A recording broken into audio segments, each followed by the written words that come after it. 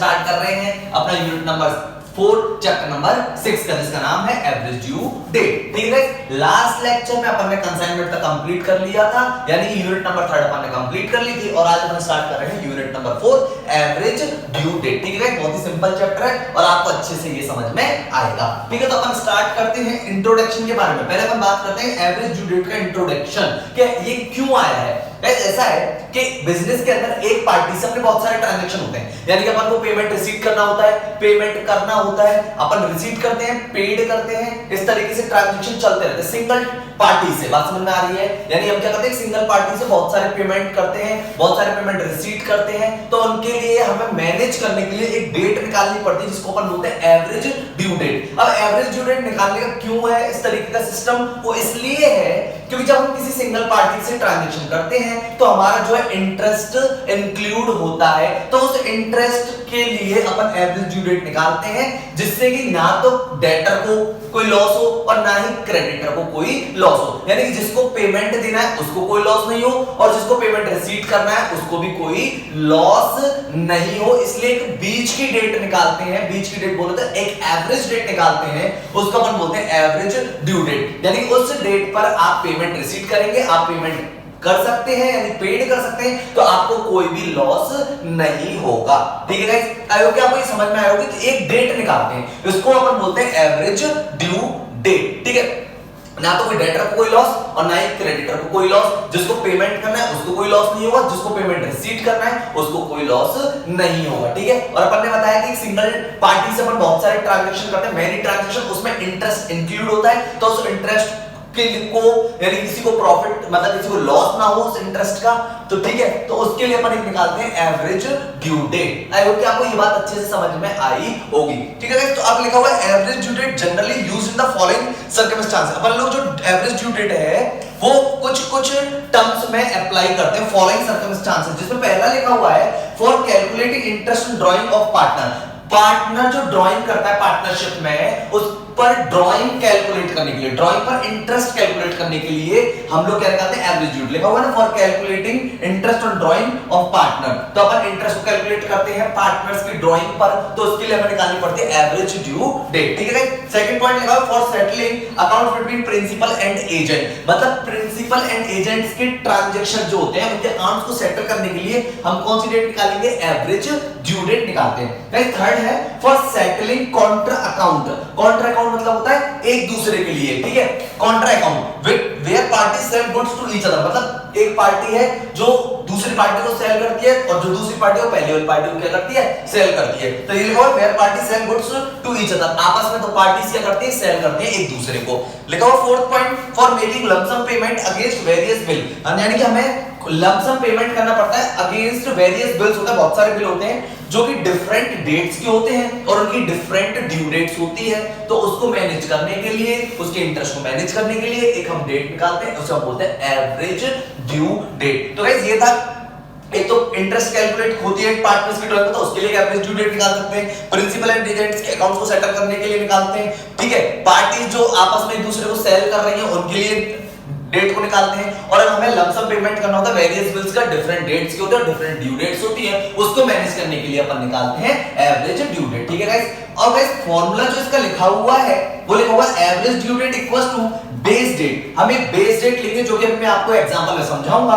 उसके बाद गाइस लिखा हुआ है टोटल ऑफ द प्रोडक्ट, और अपॉन लिखा हुआ है total of the amount. Total of the product का मतलब क्या है और टोटल ऑफ द अमाउंट का मतलब क्या है, ये भी अपन एक एग्जांपल में समझेंगे, लेकिन मैंने ये फार्मूला आपको बता दिया कि average due date equals to base date plus minus total of the product upon total of the amount. ये है अपना फार्मूला एवरेज ड्यू डेट का। तो आई होप कि गाइस ये आपको अच्छे से समझ में आया होगा। ठीक है, तो इसमें अपन ने इंट्रोडक्शन देख लिया है। ठीक है, जो सिंगल ट्रांजैक्शंस होते हैं एक ही पार्टी से, उसमें इंटरेस्ट को मैनेज करने के लिए एवरेज ड्यू डेट निकालते हैं, ना तो डेटर को कोई लॉस हो ना ही क्रेडिटर को कोई लॉस हो। एवरेज ड्यू डेट की जनरली यूज हम फॉलोइंग पॉइंट्स में करते हैं, जो कि अपन ने बता दिया, पार्टनरशिप में कर लेते हैं। ठीक है, प्रिंसिपल एजेंट्स वाले में कर लेते हैं, कॉन्ट्रा अकाउंट्स में कर लेते हैं, और लमसम पेमेंट करना होता है वेरियस किसका, बिल्स का, डिफरेंट डेट्स होती है और डिफरेंट उनकी ड्यू डेट्स होती है। आई होप कि गाइस ये आपको अच्छे से समझ में आ गया होगा।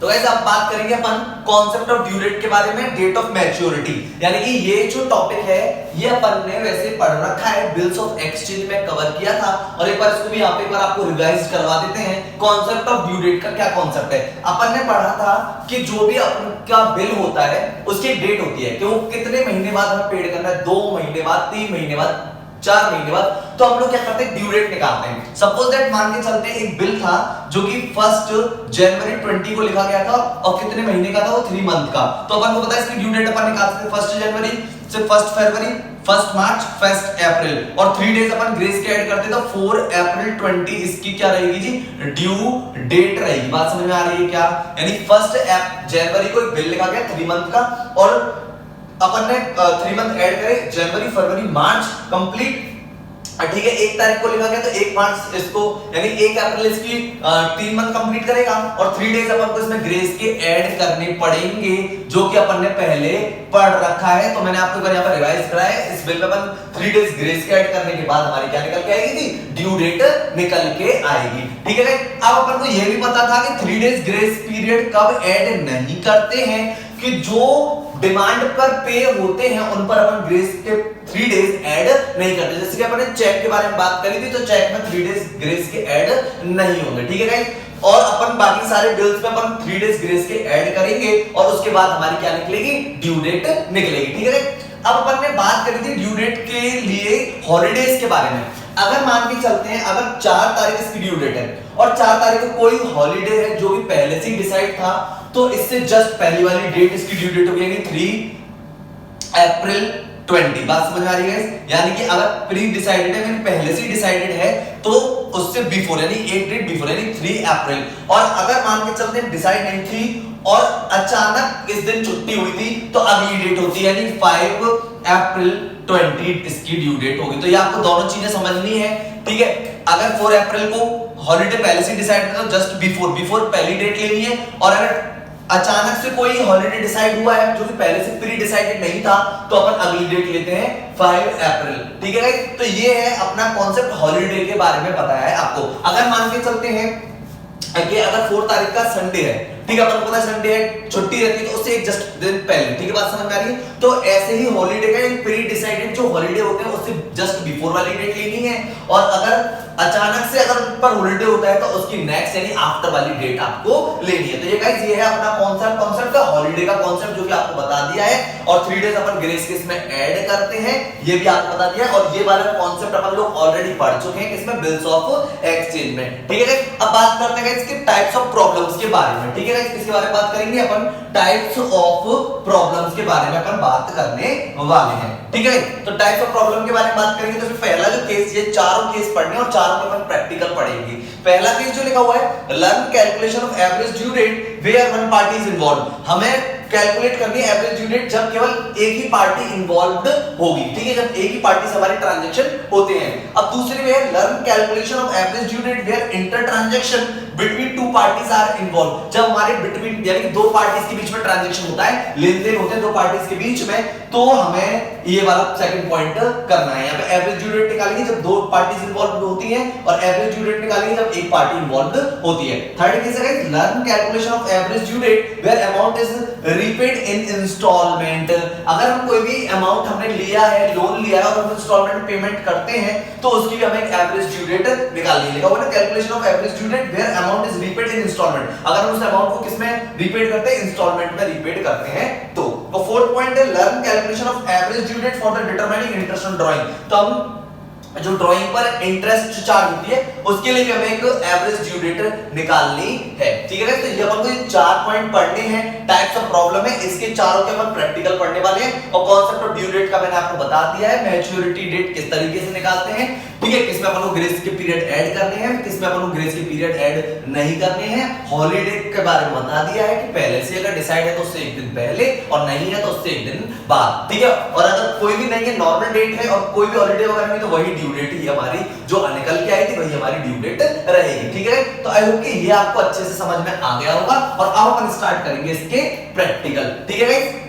तो गाइस अपन स्टार्ट करेंगे केस नंबर फर्स्ट, यानी learn calculation of average due date where one party is involve. जब यहाँ पर एक ही पार्टी से ट्रांजैक्शन होते हैं, एक ही पार्टी इन्वॉल्व होती है, ठीक है। जैसे कि मैंने आपको फॉर्मूला बताया था, average due date equals to base date plus minus total of product upon total of amount. अब गाइस बेस डेट क्या होती है, टोटल ऑफ प्रोडक्ट क्या होता है, टोटल ऑफ अमाउंट क्या होता है, वो अपन अब एक इलस्ट्रेशन अपन ले रहे हैं, उसमें मैं आपको एक फॉर्मूले के साथ समझाने वाला हूं, ठीक है। तो स्टार्ट करते हैं अपना इलस्ट्रेशन नंबर फर्स्ट, जो कि आपको दिया हुआ है पेज नंबर 6.78 पे आपके मॉड्यूल में, ठीक है। इसमें लिखा हुआ है the following are the amounts due on different dates between the same parties, ठीक है। अमाउंट दिया हुआ है और ड्यू डेट दी हुई है। एक दिया हुआ है जी 500 अमाउंट है, ठीक है। एक है अमाउंट दिया हुआ है, ये 500 है, 800 है और 1000, ये आपकी अमाउंट दी हुई है। और ये आपकी दे रखी है जी ड्यू डेट, क्या दे रखी है जी ड्यू डेट। और ड्यू डेट दे रखी है, एक तो दे रखी है 3 जुलाई, एक दे रखी है इसमें 2 अगस्त, ठीक है। और एक अपन को दे रखी है 11 सितंबर, ठीक है। ये अपन को डेट दी हुई है ड्यू डेट। यहां पर अपन को ड्यू डेट निकालने की जरूरत नहीं, क्योंकि ऑलरेडी गिवन है ड्यू डेट अपने पास, ठीक है। और अमाउंट है 500, 800 एंड 1000, ठीक है। अब इसमें क्वेश्चन लिखा हुआ है suggest to date on which all the bills may be paid out without any loss of interest to either party, मतलब किसी पार्टी को भी इंटरेस्ट का लॉस ना हो, और अपन को एक ड्यू डेट अपन को बतानी है, ठीक है। अब अपन इस क्वेश्चन को थोड़ा सा करने की कोशिश करते हैं। सबसे पहले मैं यहां पे लिखता हूं अमाउंट, ठीक है, जो कि अपन को दी हुई है। या पहले स्टार्ट कर लेते, लिख देते हैं इसमें ड्यू डेट्स, ठीक है जी, ड्यू डेट। तो ड्यू डेट लिखी हुई है अपन को, एक तो 3 जुलाई, एक लिख रही है 2 अगस्त और एक लिख रही है 11 सितंबर, ठीक है जी। ये अपन को ड्यू डेट दी हुई है और अपन को दिया हुआ है अमाउंट।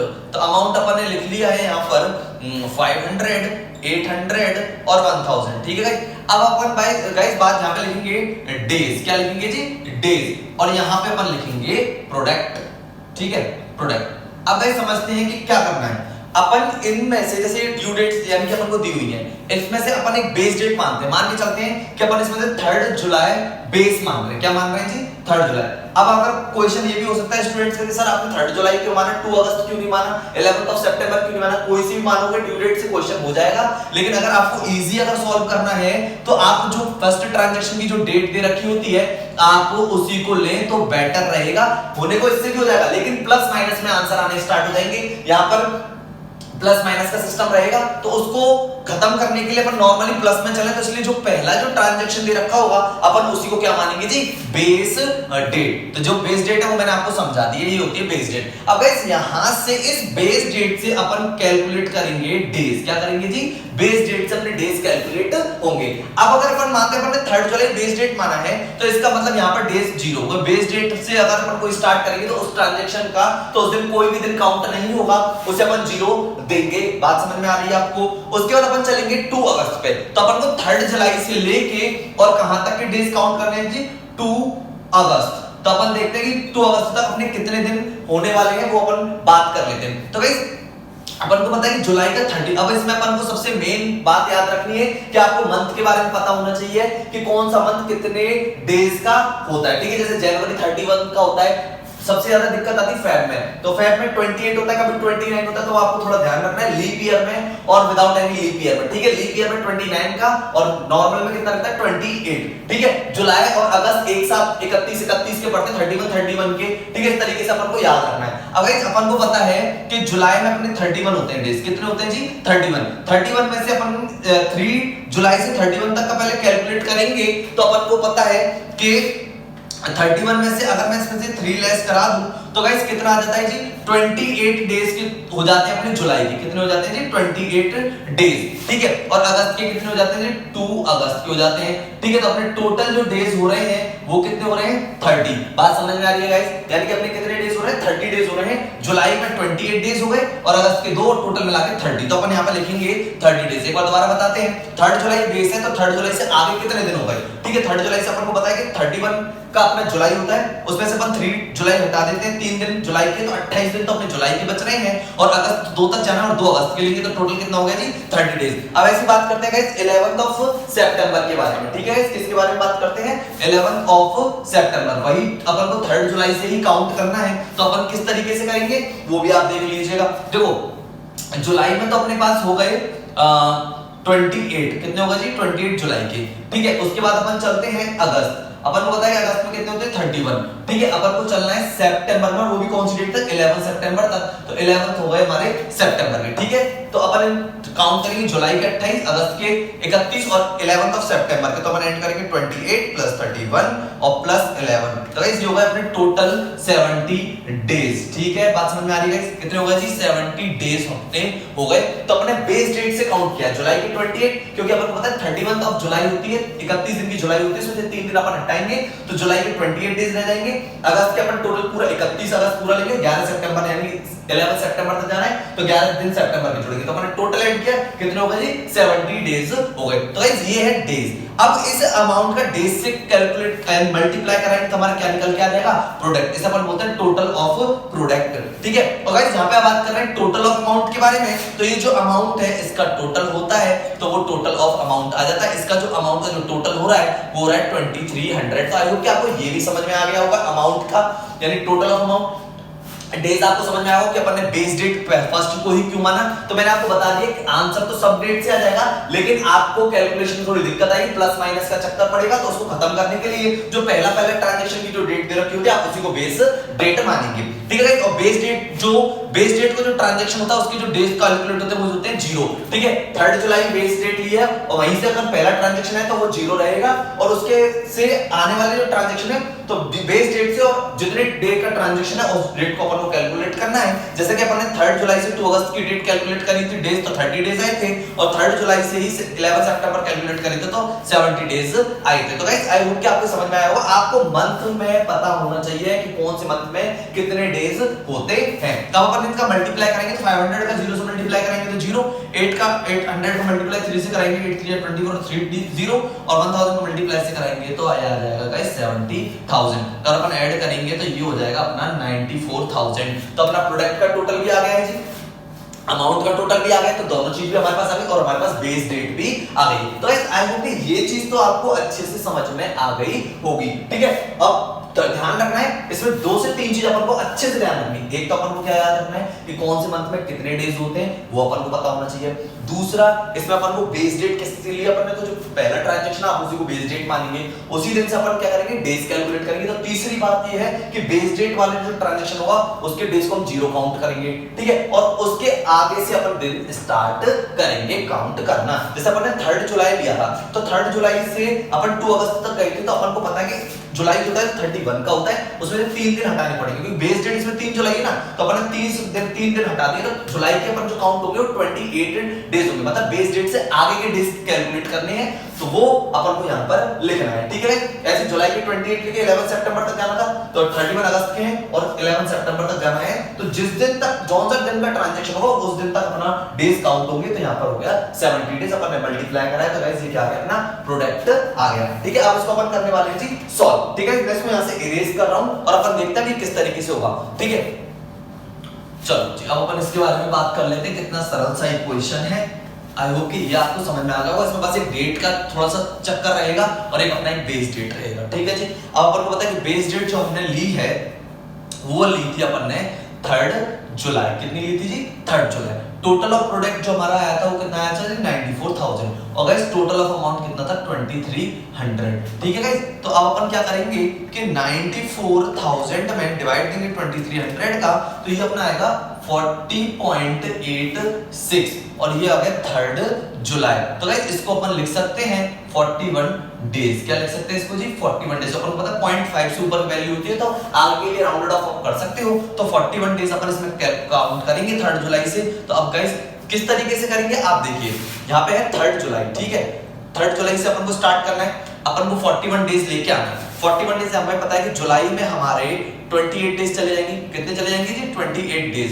तो 31 जुलाई पूरा कंप्लीट हो जाएगा। 3 जुलाई से अपन स्टार्ट करेंगे तो जुलाई में 28 दिन। अभी भी इसमें कितने और रह रहे हैं जी 13 डेज हो रहे हैं। तो अगस्त में कितने ऐड हो जाएंगे 13 डेज हो जाएंगे अगस्त के।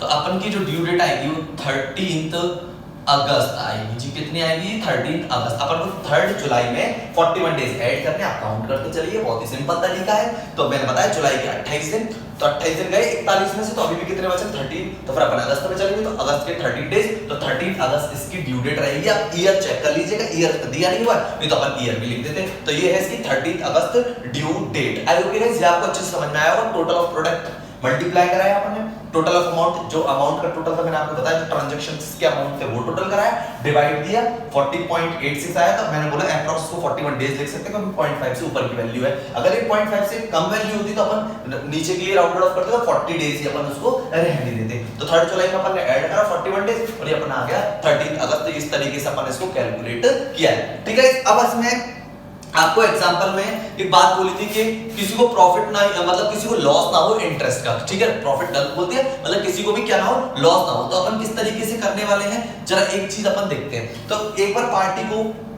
प्रॉफिट लॉस के कैलकुलेट कराते हैं कि इंटरेस्ट का किस तरीके से होगा। अपन को पता था कि इसमें आपके मॉड्यूल में दे रखा है 5% एजम्पशन लेते हैं रेट ऑफ इंटरेस्ट। मैं ले रहा हूं रेट ऑफ इंटरेस्ट जो है वो लिया है मैंने 10%। कितनी जी? 10% ले लिए, ठीक है गाइस। कितनी ले ली? 10% पर एनम। अब अपन इसको कैलकुलेट करते हैं। अपन को पता है कि कौन सी डेट आई है? 13 अगस्त आई। और अपने जो ट्रांजैक्शन थे वो थे 3। एक तो था 500 का ट्रांजैक्शन, एक 800 का ट्रांजैक्शन और एक था 1000 का ट्रांजैक्शन। डेट अपन को पता थी इसकी ड्यू डेट, एक तो थी 3 जुलाई, ठीक है जी, और एक था इसमें 2 अगस्त और एक था इसमें अपना 11 सितंबर, ठीक है। अब मान के चलते हैं कि जो पार्टी 11 सितंबर को पेमेंट करती और उसने पेमेंट कर दिया है 13 अगस्त को। कितना जी? 13 अगस्त को। तो पार्टी जिसको पेमेंट रिसीट होगा उसके लिए तो क्या रहेगा जी? लॉस रहेगा। जिसको पेमेंट रिसीट होगा, ध्यान से समझना है, जिस पार्टी को पेमेंट रिसीट होगा उसके लिए लॉस है। जिसको 11 सितंबर को पेमेंट करना था उसने 13 अगस्त को पेमेंट कर दिया, तो अपन इंटरेस्ट निकालेंगे, उसको इंटरेस्ट इतनी नहीं मिल पाएगी। तो नहीं मिल पाएगी का कारण देखिए 1000 है, ठीक है जी, इनटू 10/100 है, ठीक है। और अपन क्या करेंगे 13 अगस्त से और 11 सितंबर के डेज काउंट करेंगे, ठीक है। तो 13 अगस्त से अगर अपन को 11 सितंबर तक का डेज काउंट करना है तो इसमें हम क्या करते हैं 13 अगस्त को तो कैलकुलेट करेंगे, ऐड करते हैं, और 11 सितंबर से पहले पहले यानी कि कौन सी डेट तक ऐड करना है? 10 सितंबर तक का डेज कैलकुलेट करेंगे, क्योंकि 11 सितंबर को पेमेंट जिस दिन होना है उस डे को अपन ऐड नहीं करते हैं। तो गाइस दोबारा से बात आते हैं कि अपन बताएं 31 होते हैं अगस्त में, उसमें से अगर अपन 12 अगस्त यानी कि 19 दिन तो अगस्त के, ठीक है जी, कितने जी? 19 डेज तो अगस्त के हो गए और 10 हो गए हमारे किसके? सितंबर के। तो इसमें टोटल कितने हो गए जी? 29 डेज हो गए। तो 29 डेज अपॉन 365 का इस पर क्या लगेगा? इंटरेस्ट लगेगा। आई होप कि ये आपको अच्छे से समझ में आ रहा होगा। गाइस इस तरीके से 13 अगस्त से 11 सितंबर तक डेज काउंट करना है, मतलब इतने दिन का इंटरेस्ट का लॉस हो जाएगा।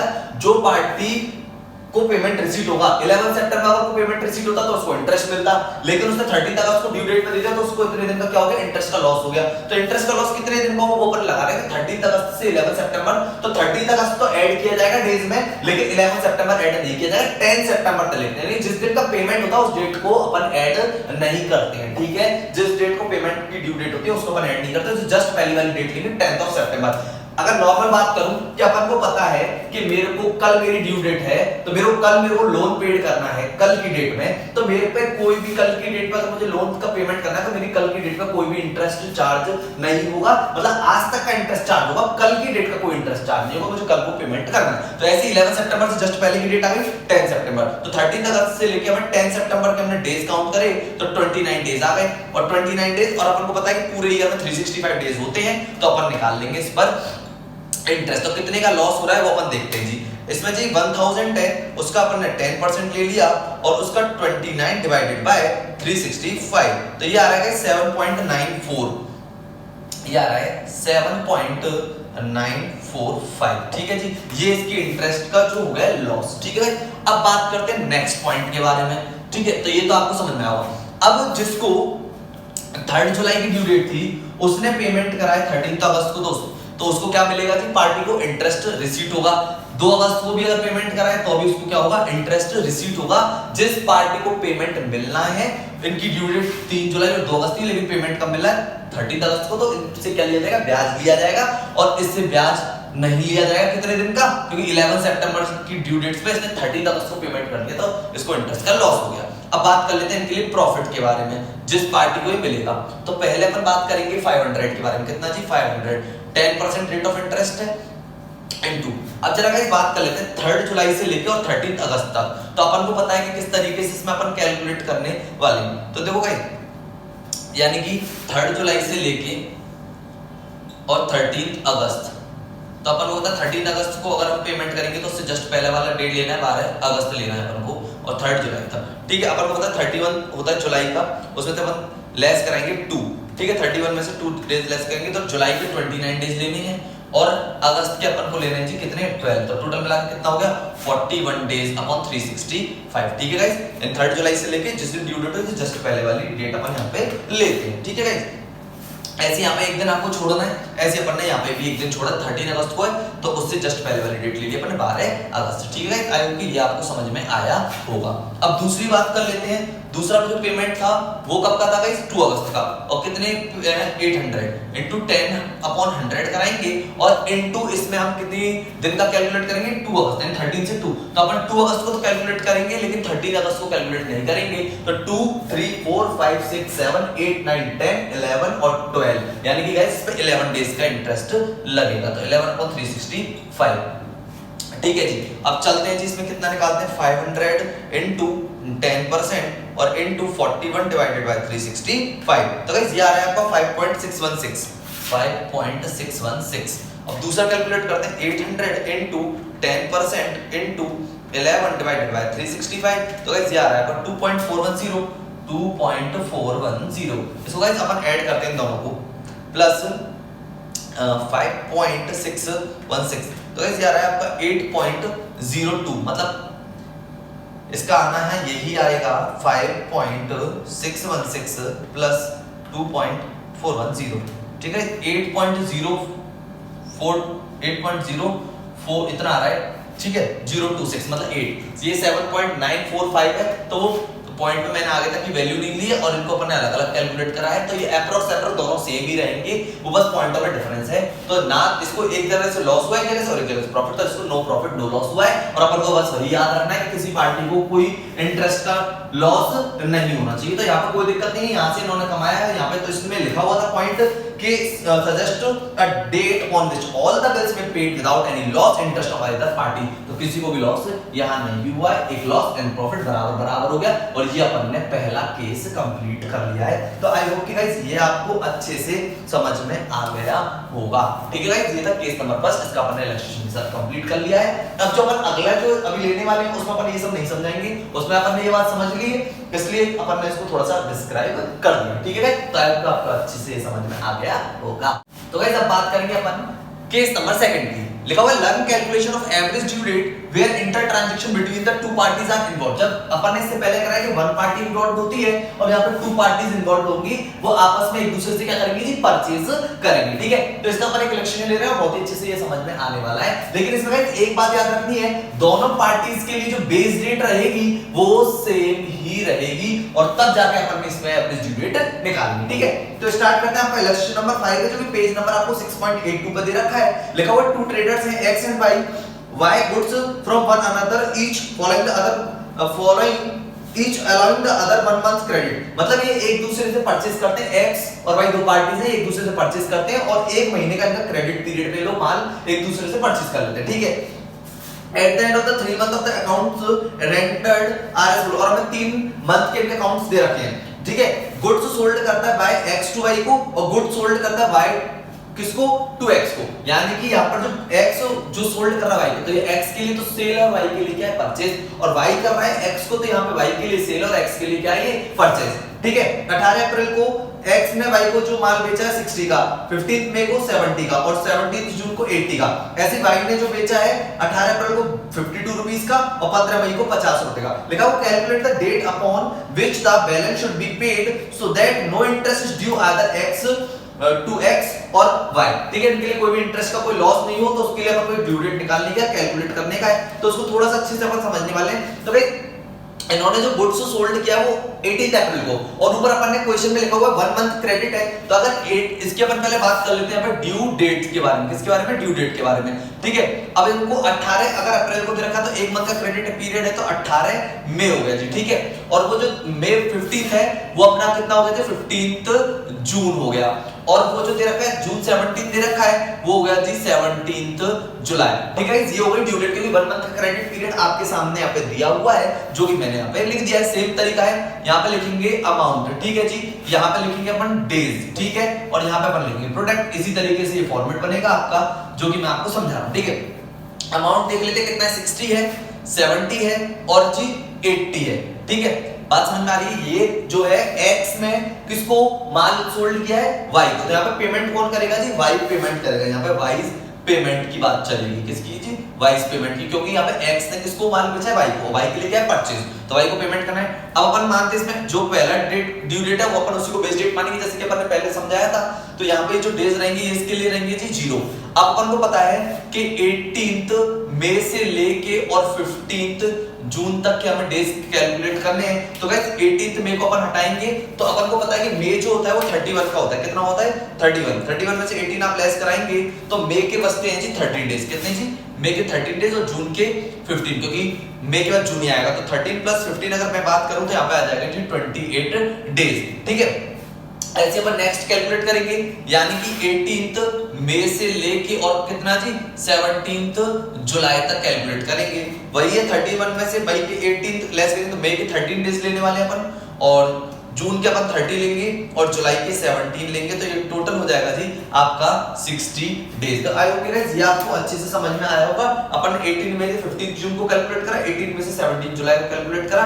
मतलब 18 में नहीं लेना है आपको, 19 से कैलकुलेट करना है और 17 जुलाई तक जाना है। ऐसे यहाँ पे 19 से 15 जून तक आपको कैलकुलेट करना है। तो ये अपन का डेज कैलकुलेट हो गया। अब अपन इसको मल्टीप्लाई करेंगे तो इसका प्रोडक्ट 0 हो गया जी। ठीक है जी, 70 का मल्टीप्लाई गाइस अगर अपन कराते हैं कितने से? 28 से, तो ये अपना आ जाता है 70 into 28, ये आ जाता है जी 1960। ठीक है, उसके बाद अपन 80 का मल्टीप्लाई अगर हम 60 से कराएंगे तो गाइस ये आएगा आपका 4800, और इसको अपन टोटल कराएंगे प्लस 1960, तो ये अपना आ जाएगा 6760। ठीक है जी, और ये अपन यहाँ पे अमाउंट का टोटल कराएंगे, वो अपना कितना आएगा 60 प्लस 70 प्लस 80। ठीक है जी गाइस, यहाँ पे आ जाएगा ये 210। तो ये तो था वाइस के पेमेंट के बारे में। ठीक है गाइस, अब अपन निकालते हैं इसमें एक्स के पेमेंट्स के लिए। किसके लिए जी? एक्स के पेमेंट के लिए। ठीक है, तो मैं ड्यू डेट के नीचे लिख नहीं रहा हूं, मैं यहाँ पे लिख रहा हूं सिर्फ एक्स पेमेंट्स। ठीक है, जरा ध्यान से इसको देखेंगे अपन किस तरीके से ये होगा।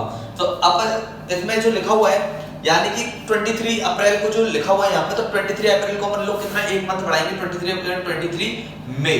ठीक है जी, और नेक्स्ट जो इन्होंने करा मई 24 को, तो वो अपन लेंगे 24 जून। एक एक महीने का क्रेडिट पीरियड जो दिया हुआ है। ठीक है जी, अमाउंट लिख लेते हैं। अमाउंट है इनका 52 और 50। ठीक है जी, डेज निकालते हैं अपन, यहाँ पे डेज लिख नहीं रहा हूं, तो बेस डेट तो वही रहेगी कौन सी? 18 मई।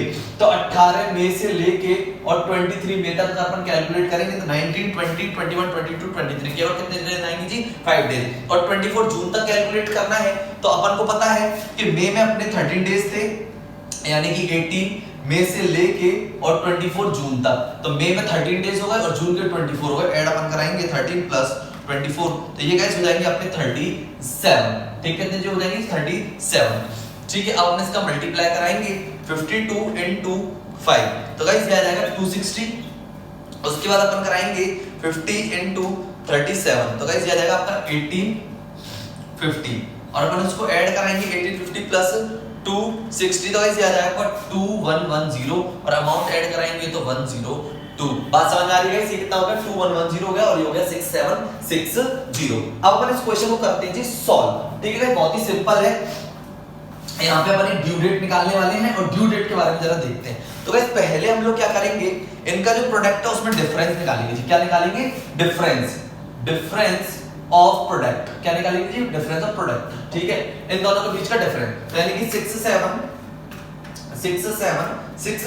उसमें से माइनस कराएंगे 2110, तो ये अपना आ जाएगा 4, यानी मैं आपको यहाँ पे बता देता हूँ 6760 माइनस कराएंगे 2110, तो ये अपना आ जाएगा 4650। कितना जाएगा जी 4650 अपन का आ जाएगा इनका, अगर अपन निकालेंगे डिफरेंस। बात समझ में, अपन ने डिफरेंस प्रोडक्ट का निकाला है, ऐसे अपन निकालेंगे डिफरेंस ऑफ अमाउंट का। किसका जी निकालेंगे? डिफरेंस ऑफ अमाउंट का, और उसका निकलेगा 210 माइनस 102, तो गाइस ये आ जाएगा 108 इसका डिफरेंस। ठीक है, अब अपन निकालेंगे इसमें डेज। क्या निकालेंगे जी? डेज। तो 4650 में मैं डिवाइड दूंगा 108 का।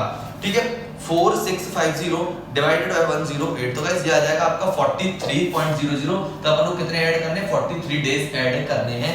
ये गाइस इसका अगर अपन फॉर्मूले की बात करें तो इसका फॉर्मूला होता है base date plus difference of product upon difference of amount. तो ये होता है जब दो पार्टीज के बीच में करते हैं, फॉर्मूला सेम है। अपन वहां पे टोटल प्रोडक्ट अपन टोटल अमाउंट लेते थे, difference of product upon difference of amount लेंगे, बस यही अंतर है और कोई दिक्कत इसमें नहीं है। ठीक है, अब अपन को पता है कि अपन को डिफरेंस 43 डेज आ गया। 18 मई में ऐड करेंगे 43 डेज और निकल के आ जाएगी हमारी ड्यू डेट। तो ठीक है गाइस, अपन ऐड करते हैं। अपन को 31 मई में होते हैं, उसमें से 18 हटाएंगे तो 13 तो अपने हो गए मई में। ठीक है, 43 में से अगर 13 जाएंगे तो मई में 30 दिन खत्म हो गए, तो अभी यहाँ पे भी कितने बचे हैं? 30, तो कितने हो जाएंगे? 30 जून के। तो ठीक है बात, तो इसकी जो ड्यू डेट आएगी गाइस वो कितनी आएगी? 30 जून। बात समझ में आ रही है गाइस? 30 जून को अपनी ड्यू डेट आएगी। अपन ने 18 मई में 43 डेज ऐड करा है, आप ऐड कराओगे तो 30 जून हो जाएगा। ऐड कराना है, मैंने कैसे ऐड करा है? 31 मई में होते हैं, 18 अपन लेस करें तो 30 तो मई में खत्म होगा डेज, और अपन के 30 डेज और रहेगा वो जून में जाएंगे तो 30 जून। तो इसकी जो ड्यू डेट होगी गाइस वो कितनी होगी? 30 जून होगी। और यहाँ पे 210 रुपए y को है और 102 रुपए x को पेमेंट करना। तो अगर इन दोनों में डिफरेंस निकालें तो 108 का है, और y पेमेंट करेगा किसको? x को। कितने रुपए का? 108 रुपए का। कौन सी डेट को करेगा जी? 30 जून को। y पेमेंट करेगा, x को पेमेंट करेगा कितने रुपए का? डिफरेंस निकाला था 108 रुपए का, और वो कौन सी डेट को पेमेंट करेगा? 30 जून को। क्यों? क्योंकि y को 210 रुपए तो देने थे और 102 रुपए उससे लेने थे, तो लेस करने का 108 अमाउंट अभी भी भाई के पास ज्यादा है, उसको देना है, और वो 30 जून को दे देगा। किसको दे देगा? एक्स को दे देगा। आई होप गाइस ये आपको समझ में आया होगा। ये दो पार्टीज का ट्रांजैक्शन था, तो यहाँ पे हमने जो फॉर्मूला लगाया वही लगाया, base date plus difference of product upon difference amount, और जो कि दो पार्टीज के लिए। और जो सिंगल पार्टीज होती है उसमें total product upon total amount लगाते हैं, बस कोई डिफरेंस नहीं था। बस यहाँ पे जो इन पार्टीज का जो डिफरेंस प्रोडक्ट था और डिफरेंस अमाउंट था, बस वही अपन ने चेंज किया है, और ये ड्यू डेट आ गई है। वाई पेमेंट कर देगा 30 जून को 108 रुपए का। तो गाइस आई होप ये भी केस नंबर सेकंड भी आपको अच्छे से समझ में आ गया होगा। तो गाइस अपना जो फोकस रहेगा वो रहेगा डेज पे। ठीक है, आपको वो अच्छे से समझ में आना चाहिए। अब बात करेंगे अपन केस नंबर 4 की, learn calculation of average due date for determining interest on drawing. जो ड्राइंग पर इंटरेस्ट है उसके लिए एवरेज ड्यू डेट निकालेंगे और वहीं से उनकी इंटरेस्ट कैलकुलेट होगी। ठीक है, तो उसकी भी अपन एक एवरेज ड्यू डेट निकालेंगे, बहुत ही सिंपल है और इसको भी आपको अच्छे से समझ में आएगा। इसके लिए गाइस इलस्ट्रेशन आप लोग निकालेंगे 9, जो कि पेज नंबर आपका दिया हुआ है 6.87 पर। ठीक है, इलस्ट्रेशन नंबर 9 लिखा हुआ A and B, two partners of a firm के, have draw the following amount. Draw करते हैं अमाउंट, फॉलोइंग अमाउंट, वो भी फ्रॉम द फर्म से। ईयर एंडिंग जो है इनका 31 मार्च 2015 है, यानी कि 16 17 जो भी होगा, यहां पे 31 मार्च 2015 है। ठीक है, ये इनका क्लोजिंग ईयर है, यानी कि 16 लिख सकते हैं आप, यहाँ पे 17 लिख सकते हैं, 18 लिख सकते हैं, जो भी आपका मॉड्यूल में जो दिया हुआ है वो दिया हुआ 31 मार्च 15। ठीक है, और इन्होंने जो ड्राइंग करी है वो क्या क्या कौन कौन सी डेट को करी है, मैं इसमें दो पार्टनर, मैं सिर्फ ए का बता रहा हूं, बी का आप लोग निकाल देंगे। ए का दे रखा है, एक तो इन्होंने 1 जुलाई को करा है, एक इन्होंने करी है 30 सितंबर को, एक इन्होंने करा है 1 नवंबर को। ठीक है गाइस, 1 नवंबर को, और उसके बाद इन्होंने जो करा है वो किया है 28 फेब को। ठीक है जी, 28 फेब को किया है इन्होंने। ठीक है, तो ये तो इन्होंने जो ड्राइंग इन्होंने करी है वो 1 जुलाई, 30 सितंबर, 1 नवंबर, 28 को, यानी कि 14 में और ये कौन सी में 15 में। ठीक है, अपना जो सेशन है वो 1 अप्रैल से स्टार्ट होता है। ठीक है, ए ने जो ड्राइंग करी है उसके अपन देख लेते हैं कितना कितना दिया हुआ है। 500 है जी, 800 है, और उसके बाद है 1000, और वो है अपना 400। ठीक है जी, ये इन्होंने अमाउंट विथड्रॉ किया है, लास्ट में लिखा हुआ इंटरेस्ट जो रेट है वो 6% चार्ज करनी है आपको ऑल ड्राइव पे, और लिखा हुआ calculate interest chargeable by using, एक तो ऑर्डिनरी सिस्टम से आपको निकालना है और एक एवरेज ड्यू डेट सिस्टम से आपको निकालना है, और एक ईयर में एज्यूम करना है 365 डेज होते हैं। ऑर्डिनरी सिस्टम का एक बहुत ही सिंपल है, उसमें कितना कोई खास नहीं है, वो बहुत ही सिंपल तरीके से अपन इसको करने वाले हैं, ठीक है। अगर मैं पहले बात करते किसके बारे में, ऑर्डिनरी के बारे में, किसके बारे में गाइस, ऑर्डिनरी के बारे में। ऑर्डिनरी जो कि आप लोगों ने 12th में पढ़ा हुआ है पार्टनरशिप के अंदर, ठीक है। ऑर्डिनरी में अपन लोग क्या करते हैं, अपन को पता है 1 जुलाई को उन्होंने करा है, 1 जुलाई से लेके अपन का जो होता है, अपन यहाँ पे तो लिख देते हैं अमाउंट, ठीक है, यहाँ पे लिख देंगे मंथ या डेज जो भी होता है, ठीक है। ऑर्डिनरी में अपन कर रहे हैं, अमाउंट लिख दिया, यहाँ पे मैंने मंथ लिख दिया, डेज भी हो सकता है, लेकिन यहाँ पे मंथ है तो मैं मंथ में करूंगा, और अपन यहाँ पे कराएंगे इसका प्रोडक्ट, और फिर अपन इसको लगाएंगे फॉर्मूला।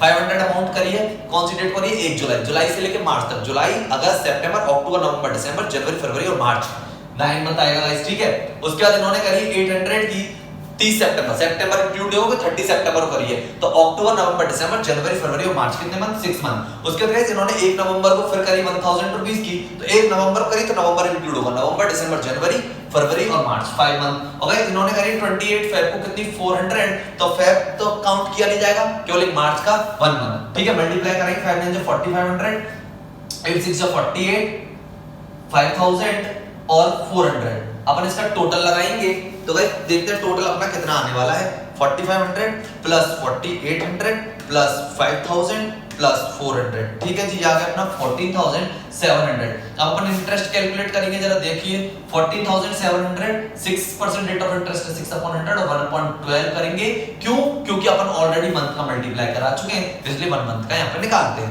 14700 into 6% डिवाइडेड बाय 12, ये आ गया जी 73.5 इंटरेस्ट, ठीक है। इस बात समझ में आ रही है कितनी आ रही है, 73.5 इंटरेस्ट आ गई है। ये है अपना ऑर्डिनरी सिस्टम से जो अपन ने किया है 73.5, ठीक है। अब अपन इसको करने वाले हैं जी, इसमें एवरेज ड्यू डेट की बात कही थी, तो अपन उससे करेंगे, ये तो बहुत ही सिंपल था क्योंकि ये तो अपना पढ़ा हुआ है किसमें, 12th क्लास में, ठीक है गाइस। आई होप कि आपको अच्छे से समझ में आया होगा। अब चलते हैं जी नेक्स्ट, अब बात करते हैं एवरेज ड्यू डेट के बारे में। तो गाइस एवरेज ड्यू डेट का जैसा अपन सिस्टम अभी करते हुए आए हैं, सेम उसी तरीके से अपन को यहाँ पे करना है। इन्होंने जी 1 जुलाई को इन्होंने यहाँ पे लिख देता हूं मैं इनकी डेट्स, ठीक है, ये इनका अमाउंट है, ठीक है। यहाँ पे अपन डेज करेंगे और डेज के बाद अपन करेंगे यहाँ पे प्रोडक्ट, बात समझ में आ रही है, क्या करेंगे यहाँ पे प्रोडक्ट, जो अपन करते हुए आए हैं। अब गाइस 1 जुलाई से अपन ने बेस मान लिया, क्योंकि मैंने कहा फर्स्ट डेट जो ट्रांजैक्शन को फर्स्ट डेट वाला उसको अपन बेस डेट मानने वाले हैं। यहां से अपन कैलकुलेट करेंगे, तो आपकी जो मॉड्यूल में दे रखा है गाइस वो तो दे रखा है मंथ्स में, मैं इसको डेज में करा रहा हूं, देखिए आपको समझ में आ जाएगा, क्योंकि आपको डेज थोड़े से कठिन पड़ेंगे, मतलब थोड़े डिफिकल्ट पड़ेंगे बजाय किसके, मंथ्स के। तो इसमें मंथ्स में दे रखा है, मंथ्स में भी हो जाएगा ये, और डेज में, तो मैं इसको डेज में कर रहा हूं, ठीक है। 1 जुलाई से लेके मुझे 30 सितंबर, ये वाला तो 0 रहेगा, 1 जुलाई से 30 सितंबर तक का अपन को डेज काउंट करने, 1 जुलाई से और 30 सितंबर तक। देखो इस जुलाई में एक तो हटा दी, तो 30 तो जुलाई के हो गए, ठीक है जी। अगस्त में 31 होते हैं और सितंबर के 30 तक लेने, अपन को ऐड करने का है, कितना आ रहा है 30 प्लस 31 प्लस 30, तो गाइस ये आ गया 91 डेज, तो अपन ने यहाँ लिख दिया 91, ठीक है। अपन का यानी कि अपन ने जुलाई के 30 डेज ले लिए, अगस्त के 31 ले लिए और सितंबर के 30, और टोटल ऐड किया अपन का आ गया 91 डेज। अब गाइस बात करते हैं 1 जुलाई से लेके 1 नवंबर की, कब कीजिए 1 जुलाई से, और बात करेंगे 1 नवंबर की, ठीक है। तो यहां तक के भी अपन लोग डेज ही काउंट करने वाले हैं। देखो जुलाई के लिए अपन ने 30, ठीक है जी, अगस्त के 31, अगस्त के सितंबर की 30, हमें पता है अक्टूबर के हमारे 31, और जो जी नवंबर है, नवंबर का केवल कितना, 1 दिन, तो अपन इसको ऐड करेंगे 30 प्लस 31 प्लस 30 प्लस 31 और प्लस 1, तो यहाँ पे आ जाएगा गाइस 123 डेज, ठीक है जी, 123 डेज। मंथ में दे रखा है, मैं आपको डेज में करा रहा हूं, जुलाई का 30 ले लिया, क्योंकि 1 जुलाई तो बेस डेट है, तो उसके आगे से डेज काउंट करते हैं, इसलिए जुलाई में 30 दिन लिए जा रहे हैं। अगस्त के 31 हो गए, सितंबर के 30, अक्टूबर के 31 और नवंबर का 1, तो आई होप कि ये आपको समझ में आया होगा। अब बात कर लेते हैं किसकी, 1 नवंबर तक की कर लिया अपन ने। अब उसके बाद करते हैं 28 फेब के बारे में, कितने जी 28 फेब, तो किस तरीके से होगा वो भी आप देख लीजिए। 1 जुलाई से लेके और 28 फेब तक की बात करनी है, तो देखिए जुलाई के 30 ले लिए अपन ने, ठीक है जी, अगस्त के 31 ले लिए, सितंबर के अपन ने 30 ले लिए, अक्टूबर के अपन ने 31 ले लिए, और नवंबर में अपन को पता है कि 30 डेज होते हैं, ठीक है जी, दिसंबर में अपन को पता है 31 होते हैं, जनवरी में अपन को पता है 31 होते हैं और फेब का 28 अपन को लेना है, तो अपन इसमें ऐड करेंगे जुलाई के 30, क्योंकि 1 जुलाई है उससे आगे के डेज काउंट करने थे, तो जुलाई में 30, अगस्त में 31, सितंबर में 30, अक्टूबर में 31, नवंबर में 30, दिसंबर में 31, जनवरी में 31 और फेब में 28 तक अपन को लेना है। तो ऐड करेंगे 30 plus 31 plus 30 plus 31 plus 30 plus 31 plus 31 और प्लस 28। तो गाइस ये आपका आ रहा है 242। गाइस कितना आ रहा है जी? 242। ठीक है, बात समझ में आ रही है आपको? 242 आ रहा है, अपन ने इसको ऐड करा, एक बार दोबारा ऐड कर लेते हैं। जुलाई के 30, अगस्त के 31, सितंबर के 30, अक्टूबर के 31, ठीक है, नवंबर के 30, दिसंबर के 31 और जनवरी के 31 और 28 फेब के। तो ये हो गया गाइस 242। अपन इसका कराएंगे जी प्रोडक्ट। ठीक है गाइस, क्या कराएंगे? प्रोडक्ट कराएंगे। तो देखिए इसका तो 0 हो गया, 800 into 91 कराया तो ये हो गया 72,800। ठीक है गाइस, अब अपन ने 1000 into अपन ने 123 कराया है तो ये आ गया तुम्हारा 1,23,000। ठीक है गाइस, और ये अपन ने 400 into 242 कराया तो ये आ गया जी 96,800। गाइस अपन ने इसको ऐड करा, ऐड करेंगे 123,000 प्लस 72,800, तो गाइस ये आएगा 2,92,600। ठीक है गाइस, कितना आ गया प्रोडक्ट में? 2,92,600। अब अपन इसमें करने वाले हैं किस तरीके से वो देख लीजिए। बेस डेट अपन ने कौन सी ली है इसमें?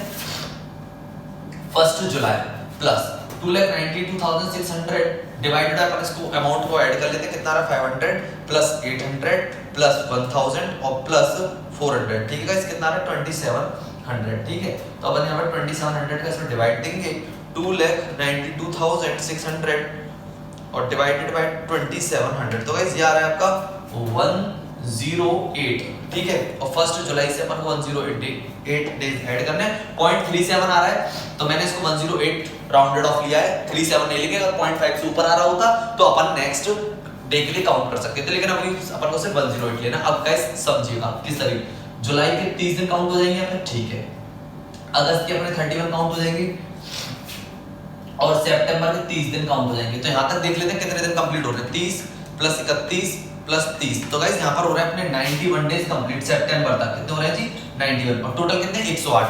अगर मैं 108 में से 91 डेज अगर सितंबर तक कंप्लीट, तो अभी भी 17 डेज रह रहे हैं, तो वो 17 डेज कब आएंगे जी? अक्टूबर में। तो उसकी जो ड्यू डेट होगी वो 17 अक्टूबर होगी जी। गाइस कितनी होगी जी? 17 अक्टूबर। आई होप कि गाइस ये आपको समझ में आया होगा। 17 अक्टूबर इसकी ड्यू डेट रहेगी। अपन ने 1 जुलाई 108 डेज ऐड करें, जुलाई में 30 दिन, अगस्त के 31, क्योंकि 1 जुलाई से आगे के दिन काउंट करने हैं 30 डेज, अगस्त में 31, सितंबर 30। हमने यहां तक रुकने के बाद टोटल करा तो 90 बना रहा था, तो 108 में से 90 बन गए तो 117 बचेंगे, 70 डेज अक्टूबर में चले जाएंगे। इसकी ड्यू डेट रहेगी गाइस कितनी? 17 अक्टूबर। ठीक है, तो ये तो आ गई थी गाइस अपनी ड्यू डेट। अब एक बात कर लेते हैं कि इंटरेस्ट अब अपन को 17 अक्टूबर से लेके और 31 मार्च तक का काउंट करना है, तो उस पर अपन इंटरेस्ट लगाएंगे। तो वो देखिए किस तरीके से। आई होप कि ये ड्यू डेट आपको समझ में आ गई, सारे फॉर्मूले में बना था वही चल रहा है जो अपन ने निकाला था, base date plus total product upon total amount. ठीक है गाइस, तो 17 अक्टूबर इसकी ड्यू डेट आ गई है। अब अपन इंटरेस्ट कैलकुलेट करने की कोशिश करते हैं जी। इनका 2700 पर इंटरेस्ट कैलकुलेट होगा 17 अक्टूबर से लेके पहले 31 मार्च तक के अपन डे काउंट करते हैं। तो अक्टूबर के अपने कितने हो गए जी? 17। ठीक है, और अक्टूबर के नवंबर के अपन ले लेंगे तो गाइस कितने हो जाएंगे? नवंबर के 30, दिसंबर के अपने रहेंगे 31, जनवरी के अपने रहेंगे 31, फेब के रहेंगे अपने 28 और मार्च के अपने रहेंगे 31। तो गाइस अपन इसको ऐड करते हैं 17 plus 30 plus 31 plus 31 plus 28 plus 31। तो गाइस अपन इस पर लेने वाले हैं 168 डेज। ठीक है जी गाइस, कितना? 168 डेज।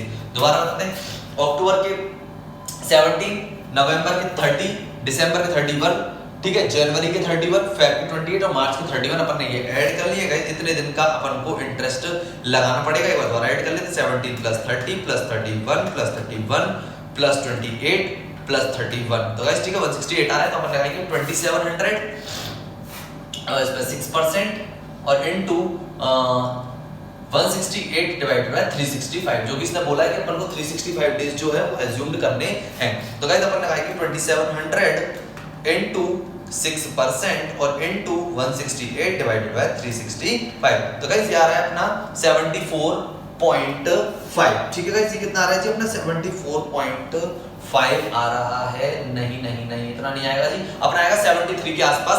तो एक बार अपन देख लेते हैं इसमें 17 अक्टूबर अपना जो ड्यू डेट आई थी वो अपन देखते हैं कि 17 अक्टूबर इसकी ड्यू डेट है। 17 अक्टूबर से अपन को लगाना है 31 मार्च तक का। तो एक बार अपन देख लेते हैं कि कोई मिस्टेक तो नहीं हुई। 31 में से -17, तो गाइस यहाँ पे गलती हो गई अपन से, यहाँ पे लेंगे 14 क्योंकि 17 अक्टूबर से लेना है ना, तो 17 अक्टूबर से लेंगे तो अपना कितना आ जाएगा 17 अक्टूबर।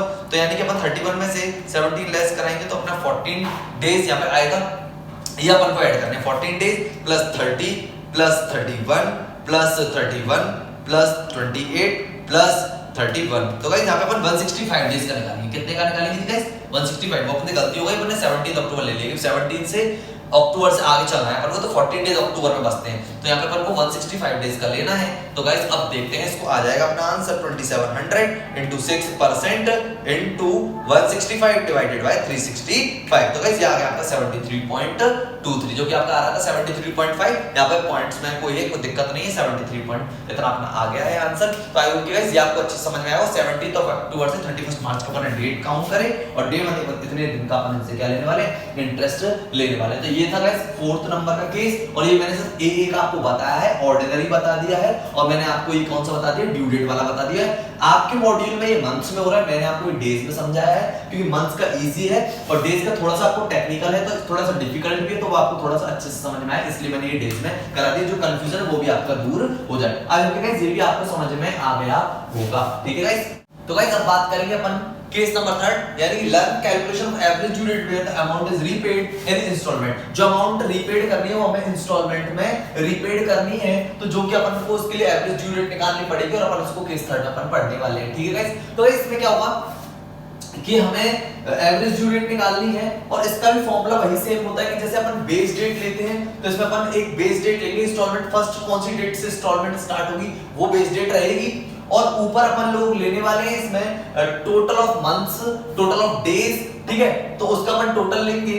ठीक है, तो अपन उसमें ऊपर रखने वाले हैं, और नीचे जो अपन लिखेंगे वो है नंबर ऑफ इंस्टॉलमेंट की कितनी इंस्टॉलमेंट रहने वाली है। तो गाइस ये आपको समझ में आएगा जब अपन एक इलस्ट्रेशन लेंगे। तो गाइस आप आ जाइए, इलस्ट्रेशन नंबर आपका दे रखा है 8 और पेज नंबर 6.85 आपके मॉड्यूल में दिया हुआ है, लिखा हुआ है जी। इसका एक फॉर्मूला भी लिखा हुआ है इलस्ट्रेशन नंबर 8 से जस्ट पहले, average due date equals to date of loan. तो जौन सी भी डेट से अपन ने लोन लिया है वो plus sum of days months year from the date of lending to the date of repayment of each instalment. अपन को डेज कैलकुलेट करने हैं, मंथ्स कैलकुलेट करने हैं, जिस दिन से लोन स्टार्ट हो और जहां तक का पेमेंट रहेगा, रीपेमेंट रहेगी हमारी इंस्टॉलमेंट, लास्ट इंस्टॉलमेंट तक। ठीक है, और अपन नंबर ऑफ इंस्टॉलमेंट। तो ये गाइस आपको भी समझ में आएगा। इलेक्शन नंबर 8 में लिखा हुआ 10,000 लेट बाय दास ब्रदर्स ने टू कुमार एंड सन्स को दिया है 1 जनवरी 2011 को रीपेबल 5 इक्वल इंस्टॉलमेंट में कमेंसिंग ऑन 1 जनवरी 2012।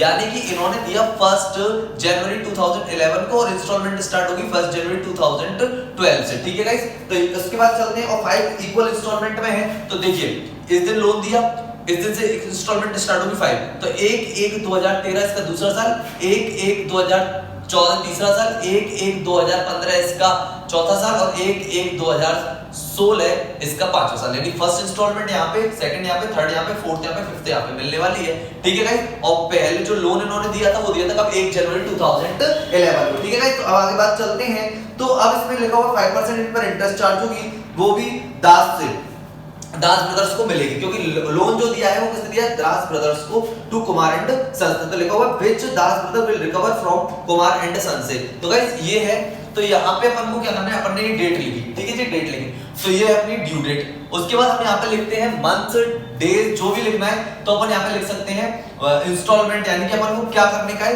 कि इधर से लिखना है कि नंबर ऑफ इयर्स फ्रॉम 1 जनवरी, यानी कि नंबर ऑफ ईयर लिखने यहाँ पे फ्रॉम 1 जनवरी 2011 से। तो देखो यहाँ पर 0 होगी, यहाँ पे फर्स्ट ईयर या सेकंड या थर्ड या फोर्थ और यहाँ पे फिफ्थ। ठीक है, इस बात समझ में आ रही है। First, second, third, fourth, fifth ये 0 रहेगी, क्योंकि यहाँ पर कोई भी लोन पेड नहीं हुआ है। अब अपन लोग इसका करने वाले हैं जी टोटल 5 और 4 9 और 3 12 और 2 14 और 1 15। ठीक है गाइस, कितना हो गया, 15 हो गया। अब अपन लोग क्या करने वाले हैं कि इसका फॉर्मूला पता, date of loan, date of जो लोन लिया 1 जनवरी 2011 को लिया है, प्लस नंबर ऑफ इंस्टॉलमेंट यानी number of years, days, months का अपन ने जो टोटल करा है वो 15 और नंबर ऑफ इंस्टॉलमेंट कितनी है गाइस 5। तो इसमें 5 3 या 15, तो अपन को 3 इयर्स इसमें ऐड करने हैं। तो 1 जनवरी 2011 में अपन को 3 इयर्स ऐड करने हैं और आंसर आएगा 1 जनवरी 2014। इसकी क्या आ जाएगी गाइस ड्यू डेट आ जाएगी। फॉर्मूले से आपको समझ में आया होगा आई होप कि अपन ने पहले ड्यू डेट लिखी, फिर नंबर ऑफ इयर्स फ्रॉम 1 जनवरी से 11 से स्टार्ट करा। यहां पर 0 रहेगा क्योंकि कोई भी इंस्टॉलमेंट नहीं है। फर्स्ट इंस्टॉलमेंट 12 से स्टार्ट हुई, second, third, fourth, fifth, total का नंबर ऑफ इंस्टॉलमेंट 15 और नंबर ऑफ इंस्टॉलमेंट कितनी 5, तो अपन ने डिवाइड दिया तो 3 इयर्स आ गए, अपन ने ऐड कर लिया। तो इसकी जो ड्यू डेट है गाइस वो 1/1/2014 को ड्यू डेट है। ठीक है, अगर 1/1/2014 से अगर मैं पहले की बात करूं तो 1/1/2014 से अगर पहले की बात करूं तो 3 साल और 1/1/2014 से बात करूं तो भी 3 साल। तो 3 साल यहां पे गाइस और 3 साल यहां पे। तो अगर हम इंटरेस्ट की बात करें तो 10,000 पर इंटरेस्ट लगाना है हमें कितना 5% से। तो गाइस कितने मंथ का लगाएंगे अपन 3 इयर्स का लगाने वाले हैं। तो ठीक है, तो 2 0 से 2 0 यानी कि अपन का होगा 1500। तो दास ब्रदर्स को 1500 का तो इंटरेस्ट मिलेगा, यहां तक का तो इंटरेस्ट उनको मिलेगा और यहां तक के बाद का इंटरेस्ट ऊपर चार्ज होगा क्योंकि अगर कोई भी पेमेंट 1/1/2014 को बाद पेमेंट हो जाता है तो गाइस 3 इयर्स का जो इंटरेस्ट है दास ब्रदर्स पर चार्ज होगा और ऑलरेडी 3 ईयर निकल चुके हैं तो 3 ईयर का उनको इंटरेस्ट मिलेगा 1500। सेम है 10,000 का 5% 3 साल का और 10,000 का 5% 3 साल का, फिर निकालेंगे 1500 इधर 3 साल का और इधर 3 साल का। तो 1500 इधर हो गया गाइस और 1500 इधर हो गया। तो एक में उनको चार्ज हो जाएगा और एक में उनको रिसीट हो जाएगा। तो कोई भी प्रॉफिट कोई लॉस नहीं होगा इंटरेस्ट का। तो ये है guys average due date amount of repayment in instalment. तो आई होप कि ये आपको समझ में आया होगा, ये किसका फॉर्मूला है। ये था गाइस अपना कौन सा केस नंबर 3। ठीक है गाइस, तो आई होप कि ये आपको अच्छे से समझ में आया। बहुत ही सिंपल है, इसमें ऐसा कुछ नहीं था। फॉर्मूले में अपन लिखा था डेट ऑफ लोन जहां से स्टार्ट होता है वो प्लस अपन ऐड करते हैं नंबर ऑफ इयर्स का टोटल या नंबर ऑफ डेज का टोटल या नंबर ऑफ मंथ्स का टोटल और अपॉन नंबर ऑफ इंस्टॉलमेंट का डिवाइड देते हैं तो निकल के आ गया। इधर इयर्स था तो इयर्स में आया है, डेज होता तो डेज में आता, मंथ होता तो मंथ में आता। तो अपन ने ऐड कर ली 3 इयर्स तो 1/1/2014 की ड्यू डेट हो गई। तो अगर दास ब्रदर्स की बात करूं तो 3 साल का उन पर इंटरेस्ट रिसीव हुआ और 3 साल का उन पर इंटरेस्ट चार्ज हुआ क्योंकि किसी ने एडवांस आपको पेमेंट कर दिया है 1/1/2014 का ड्यू डेट पे। ठीक है गाइस, तो आई होप कि ये आपको समझ में आया होगा केस नंबर 3। तो गाइस ये था चैप्टर एवरेज ड्यू डेट जो कि अपन ने कंप्लीट कर लिया है, सारे टॉपिक्स कवर कर लिए। बहुत ही सिंपल चैप्टर था और इसके बच्चे कुछ जो इलस्ट्रेशन है गाइस वो आप करें। अगर आपको नहीं आता है तो मैं आपको बार-बार बोलता हूं कमेंट सेक्शन में लिख दें, मैं आपकी पूरी हेल्प करूंगा। मैंने आपको बोल दिया पूरा का पूरा कोर्स अपन इस YouTube के प्लेटफॉर्म पे आपको देने वाले हैं। ठीक है गाइस, एक आपको अनाउंसमेंट करनी थी कि कुछ स्टूडेंट्स के मेरे पास मैसेज आए थे कि डेप्रिसिएशन में आपके 3 टॉपिक जो हट चुके वो मैंने करा दिए थे। एक था सिंकिंग फंड वाला, ठीक है, एक एन्युटी मेथड और एक था गाइस आपका repairs and renewals and provisions का। तो वो तीनों टॉपिक आपको नहीं करने हैं गाइस, वो मैंने करा दिए थे। ठीक है, तो वो आपको नहीं करने हैं। ठीक है, वो इस बार आपके अटेम्प्ट में नहीं है नवंबर 2020 में। ठीक है गाइस, तो वो आपको नहीं करने हैं। तो आई होप गाइस आपको एवरेज ड्यू डेट का आपको टॉपिक अच्छे से समझ में आया होगा। ठीक है, अगर कोई भी प्रॉब्लम है तो आप मेरे कमेंट सेक्शन में जरूर बताएं, मैं आपकी हेल्प करूंगा, वो क्वेश्चन भी सॉल्व करूंगा। ठीक है गाइस, और गाइस एक आपसे रिक्वेस्ट है, अगर आपने हमारे चैनल को सब्सक्राइब नहीं किया है तो प्लीज चैनल को सब्सक्राइब करें, बेल आइकन को जरूर प्रेस करें। ठीक है, लाइक करें, शेयर करें और सब्सक्राइब करें। ठीक है गाइस, तो मिलते हैं अपन नेक्स्ट लेक्चर में, तब तक के लिए guys goodbye and thank you.